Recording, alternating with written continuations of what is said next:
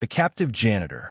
The alien prison station, known as Varric Prime, floated in the cold silence of deep space like a dark wound in the galaxy. Built by the slave empire of the Krogan Dominion, it was a place where hope came to die. Behind its reinforced steel walls, thousands of captives from across the stars were imprisoned, broken, and worked to the bone. Among them was a human woman. Her name was Leah. No title, no rank, no power, just another forgotten soul, reduced to cleaning bloodstains off alien floors. She wore the gray uniform of the station's lowest class, janitors. Her tools were primitive: a bucket, a brush, a neural shock collar tightly strapped around her neck, a reminder that one wrong move could end her life in a single flick of a button. But it wasn't just the work that crushed her. It was the entertainment. To the alien guards, Leah was not just a worker.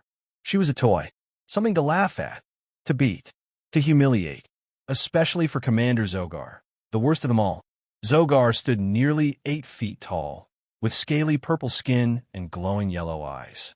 A member of the Krogan High Caste, he had personally overseen hundreds of slave raids on Earth during the occupation years. Humans, to him, were weak animals, fragile, emotional, and fun to hurt. Leah had caught his attention from day one, and every day since, he made her life a nightmare. He would knock over dirty trays just to watch her clean them. He'd shock her for walking too slowly. Sometimes, for no reason at all, he'd make her stand in the middle of the hallway while he and his guards threw food at her. And when she cried, they laughed. But Leah never begged. She never asked for mercy. She endured. Her eyes, though tired and dull, held something they couldn't understand: memory. Every time Zogar hit her, every time he called her stupid human, she remembered him. Reagan, her husband, the man who once stood like a wall between her and the chaos of the galaxy. Years ago, before the alien invasion, Reagan had been her everything: strong, calm, steady. She was a nurse, and he was a mechanic. Ordinary people living ordinary lives. Until the sky fell. When the Krogan Dominion attacked Earth, Reagan refused to run. He joined the underground resistance. He built weapons, led raids, saved lives. And then, one day, he disappeared, vanished during a mission. Some said he died in an explosion. Others believed he was captured. But Leah didn't believe either. She knew he was alive, somewhere out there, waiting, searching. That belief, no, that faith, was the only thing that kept her standing. She counted the days. She traced his name in the dust on the floor when no one was looking. And at night, when she lay on the cold metal floor of her tiny cell, she whispered to the walls, "I know you're coming. I just have to hold on a little longer." The guards didn't notice her strength. To them, she was just another broken human. But Zogar had begun to sense something different, something unsettling. One afternoon, during a routine inspection, Zogar approached Leah again. His boots thudded against the floor as he circled her. "You're quiet today," he sneered, pressing the shock controller in his hand. "No screams left in you." Leah kept scrubbing the bloodstains from the floor, her eyes fixed on the tiles. "Say something, slave," he growled. "Tell me how much you miss your precious Earth, or your little dead husband." Leah froze, just for a second, but it was enough. Zogar smiled. He saw the twitch in her hand. He pressed the button. Leah's body jolted violently as electricity surged through her collar. Her mouth opened, but she refused to scream.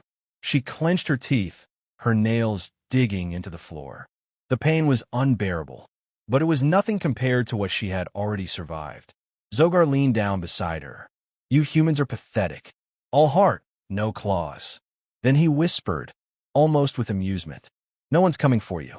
No one even remembers you exist." He walked away, laughing, leaving Leah shivering on the ground. But he was wrong. Someone remembered. Someone was already on his way.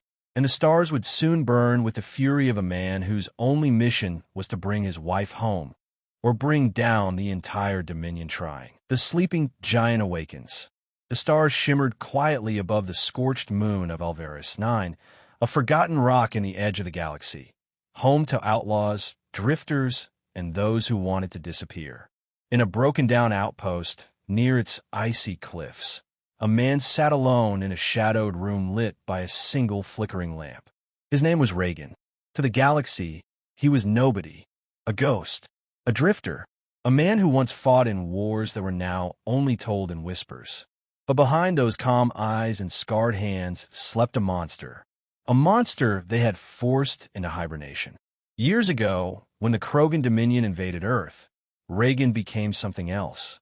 The government had chosen him for a covert program, Project Warden, where a handful of elite humans were enhanced to survive, fight, and destroy. Faster reflexes, stronger bones, neural sync with combat AI. He was the best they had. But when the war ended and Earth was left in ruins, he walked away from it all. Tired, broken, grieving. All he wanted was peace. A simple life. With her, Leah. Then came the news. It arrived on a coded smuggler's frequency, barely a blip on the scanner. A human woman, captured on Drazuri 5 during a Krogan raid. Identified by a resistance spy. Alive. Enslaved. Her name, Leah Reinhardt. Reagan didn't speak. He didn't blink. He just stood up, walked to the corner of the room, and pulled open a steel panel on the floor. From the darkness, he retrieved a dusty crate, sealed, locked, and untouched for years. His past. Inside it were pieces of a legend.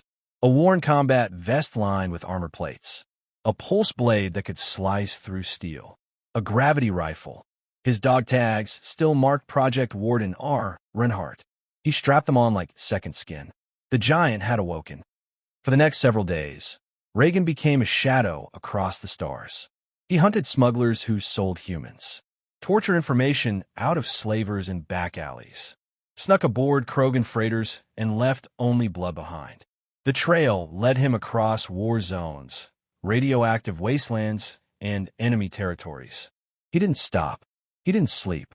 Every time someone said, "She's gone," he answered with silence and a loaded weapon. Eventually, on a shattered mining station orbiting the gas giant Morik, he found a dying alien with just enough breath to speak one last word. Varric Prime, the Dominion's most secure slave station. A place where hope died, where Leah was being held. Reagan stood at the edge of the launch bay, staring out into the void. A transport ship floated behind him, engines humming. He closed his eyes and saw her. Not broken, not crying, just waiting. He whispered, "I'm coming." Vera Prime was a fortress, orbiting a black star, surrounded by military patrols and planetary defense grids. It was thought to be impenetrable. Inside its walls were thousands of soldiers, automated cannons, and reinforced shields. But all their defenses had been built for armies. Not for him. Reagan docked silently on the underside of a merchant freighter. When it passed through the gates of Varric, the scanners didn't even register the phantom clinging to its hull. He slipped inside through a waste vent, crawling through steaming tunnels and toxic fumes.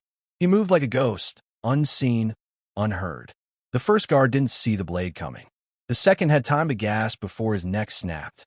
The third pressed the alarm, but it never lit up. Reagan had already killed the signal. He hacked into the security grid, mapped out every floor, every cell. He memorized patrol paths, storage rooms, surveillance blind spots. His brain, enhanced by years of military upgrades, processed it all with lethal precision. Then he saw her, on a flickering screen, deep in the maintenance sector, scrubbing blood from a floor, a shock collar around her neck. She looked thin, pale, tired, but she was alive. Reagan's jaw tightened. His fists clenched. They hurt her. He would burn the sky to make it right. In the next hour, chaos erupted. Entire wings went dark.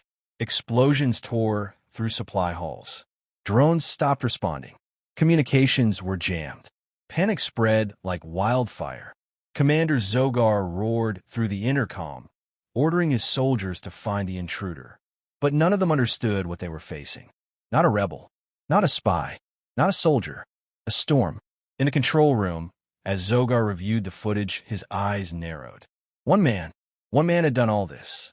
He watched the figure walk through smoke, rifle on his back, blade in hand, cutting down armored guards like paper dolls. He watched the cameras black out one by one. Zogar's blood ran cold. "Who the hell is this?" he demanded. But no one had an answer. because the only person who knew the truth was lying on the floor of the janitor's wing, her heart pounding with a strange, impossible feeling rising in her chest. Hope. Something was coming. Someone was coming. And nothing would stop him. The silent storm. The lights flickered across Varick Prime, casting shadows in every hallway. An unnatural silence had settled over the station, broken only by distant screams and the crackling static of broken comms. The guards were terrified. A dozen patrol teams had been sent. None had returned. Security cameras went dark one by one. Whole sectors of the prison station were now sealed off by someone inside, and no one knew who he was. Commander Zogar stood at the command deck, claws digging into the railing, eyes locked on the last remaining camera feed. A flickering black and white hallway, and a single man walking toward the janitor block. Tall, silent, armored in shadows. Zogar snarled. Sound the emergency lockdown. Full military response. Kill him. But deep down he felt it. Something ancient. Primal. Fear. Below, in the janitor's sector, Leah knelt in silence. She hadn't moved in minutes. Her mop rested beside her, untouched. Her body ached from fresh bruises. The sting of the shock collar still pulsed through her nerves. But that wasn't what had her frozen. It was the sound. Somewhere far off, the familiar echo of boots. A rhythm she hadn't heard in years. Not the heavy stomp of alien guards. Not the robotic clank of patrol droids. But his walk. Measured. Calm. Deadly. She closed her eyes. Was it a dream? Or had he finally come? 3 guards turned the corner in front of her, panting, weapons raised. You! Get up! One shouted. To the wall now. Leah slowly stood, eyes lowered. Her hands trembled, not with fear, but something else. A shape moved behind the guards. Silent. Swift.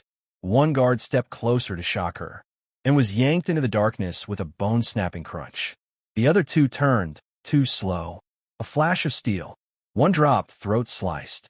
The other screamed as his rifle was ripped from his grip and smashed into his skull. Leah gasped, stepping back, pressing herself to the wall. And then, silence. Out of the smoke, the shape stepped forward. Reagan, blood-streaked, breathing hard, alive. His eyes met hers, and everything stopped. For a moment, there was no war. No prison. No collar around her neck. Only the man she had never stopped believing in. Reagan, she whispered. He didn't speak. Just stepped forward and knelt. His hands, trembling now, reached up and unclipped the shock collar from her throat. It fell to the floor with a metallic clink. Then he pulled her into his arms. Tight, fierce, unbreakable.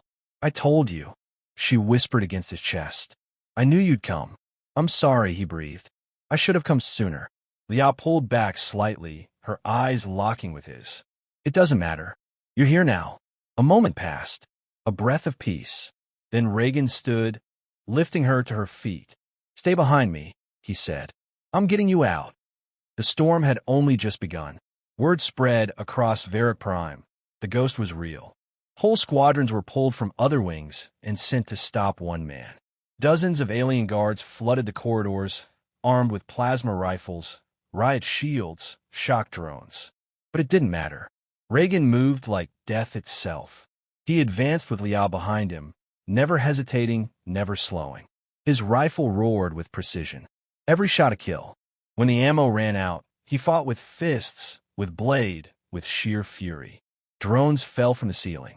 Explosives tore through walls. Power cores overloaded. Sirens howled. Zogar watched in disbelief from the control center as the station he ruled turned into a tomb. How was he doing this? One technician screamed.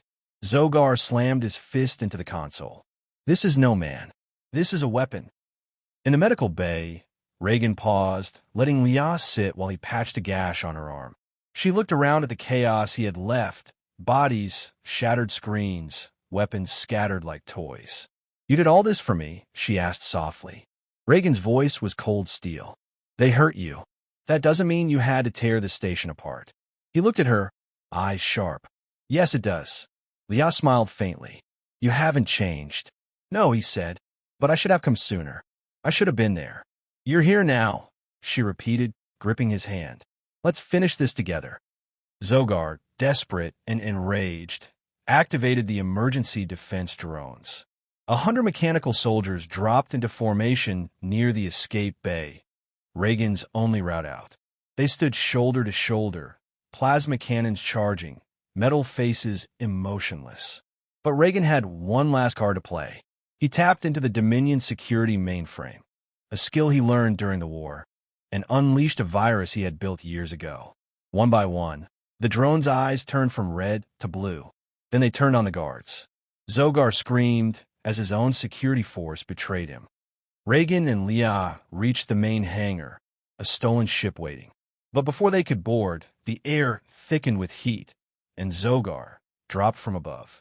8 feet tall, armor reinforced, eyes blazing. "You think you could just take her and walk away?" he roared. Reagan stepped forward. "I'm not walking," he said. "I'm ending this." The fight was brutal. Zogar struck with savage strength, blades spinning from his gauntlets. Reagan dodged, blocked, countered. The air shook with the clash of metal on metal. Zogar's rage burned. Reagan's fury boiled. But in the end, it wasn't training or tech that decided the battle. It was love, a love that gave Reagan the strength to stand when his body screamed to fall. A love that reminded him why he had come. A love that would not be denied. With a final roar, Reagan drove his blade through Zogar's chest, pinning him to the wall. "You made one mistake," he said, voice like thunder. "You touched my wife." He turned, took Leah's hand, and together, they boarded the ship. Behind them, Vera Prime burned. Judgment Day. The stolen Dominion ship soared through hyperspace, stars stretching like silver streaks across the void. Inside the cockpit, Reagan sat still, blood on his armor, eyes fixed forward. Beside him, Leah rested, her head against his shoulder, finally free after years of torment. But peace wasn't in his heart. Not yet. "We're not going home, are we?" Leah asked quietly. "No," he said. "Not until it's over." She didn't argue. She knew him too well. What they had endured, what she had suffered, couldn't be left unanswered. The galaxy needed to see, to know what the Dominion had done, to remember who Reagan Reinhardt really was. They arrived on Tarsus IV, a neutral trade world known for its independence and deep communication relays. From there, Reagan did what no one expected. He broadcasted everything. The station logs from Vera Prime, the security footage of enslaved humans, recordings of Dominion commanders laughing over torture, even the footage of Leah, bruised and bleeding, forced to scrub blood from floors while guards jeered. The galaxy watched in horror. Then came the final clip, Reagan himself, blood-streaked and deadly, staring into the camera. "My name is Reagan Reinhardt. You torture my wife. You enslave my people. This is your only warning. The next time you touch a human, there won't be a war. There will only be me." The message went viral. Reagan became a symbol, not just of vengeance, but of justice, of strength, of humanity's unbreakable will. And the Dominion? They laughed, for a moment, until the attacks began. On a mining world under Dominion control, a fleet of cargo haulers refused to unload. On a spaceport in the Zenta cluster, Dominion officials were driven out by angry mobs. And on Ceros 3, a colony once occupied by the Krogan, thousands of humans rose up, armed, inspired, ready. They wore makeshift armor. They painted Reagan's symbol on their vests. They called themselves the Wake, because everywhere the Dominion turned, they awoke the wrath of humanity. High above the galaxy, the Dominion War Council met in panic. Holograms of chaos flickered around them. Explosions, riots, rebellions. "Who is this man?" one general roared. "Why are we letting him live?" Another slammed his clawed hand on the table. "He's a symbol now. If we kill him, we make him a martyr. But if we do nothing, we lose everything." In silence, a decision was made. They would wipe out Earth, not to win a war, but to send a message. Reagan intercepted the transmission before it reached the outer rim. A massive Dominion fleet, coordinates set for Earth, millions of innocent lives. He had no army, no fleet, no backup, but he had her, and he had his will. He met the Dominion flagship in deep space, alone. His ship was modified, rigged with cloaking, grav cannons, and hacking tools stolen from the prison station. Lia sat at the co-pilot's seat, eyes sharp, hands steady. They approached the behemoth like a shadow. "This is suicide," she whispered. Reagan smiled. "Only if they survive." The Dominion flagship didn't see the intruder until it was inside their shields. Reagan burst from the vent shaft like a beast reborn, tearing through the corridors, planting charges, shutting down comms. He wasn't here to fight a battle. He was here to end the war. In the command deck, the Dominion admiral stood frozen, watching one alert after another flash red. "Intruder on Deck 12. Engineering breach, AI system failing." Then the lights went out, and the door exploded inward. Reagan stepped through, cloaked in flame and smoke, eyes glowing from his neural HUD. Behind him, the gravity core blinked red. It was unstable. The admiral reached for his sidearm. Too slow. Reagan fired once. The alien fell. He stepped over the body and activated the emergency beacon, broadcasting the fleet's plans, the entire assault directive, across the stars. The galaxy would now know the Dominion plan to erase Earth. But now, they had lost their chance. Reagan grabbed the detonation trigger. "Time to go," he said. He and Lia raced back to their ship, seconds ahead of the chain reaction. They launched just as the gravity core overloaded, imploding the flagship in a flash of white fire. The explosion echoed through the fleet, a soundless roar in the void. The Dominion ships turned and retreated. Months passed. The Dominion fractured. Worlds under its rule rose up, demanding freedom. Allies abandoned their treaties. The human race, once scattered and enslaved, now stood tall, united under a name. Renard. He didn't lead a government. He didn't sit on a throne. He just stood beside Lia, watching a new dawn rise over a liberated Earth. In a quiet field on a green hill, Reagan and Lia walked hand in hand. She laughed softly. "So what now?" He looked at her, the scars on his face softer in the morning sun. "Now," he said, "we live." They stood in silence, the wind brushing past them, peace settling around their shoulders like a long-forgotten blanket. And far above, among the stars, the legend of the juggernaut who saved a janitor, who destroyed a galactic empire with his love, lived on.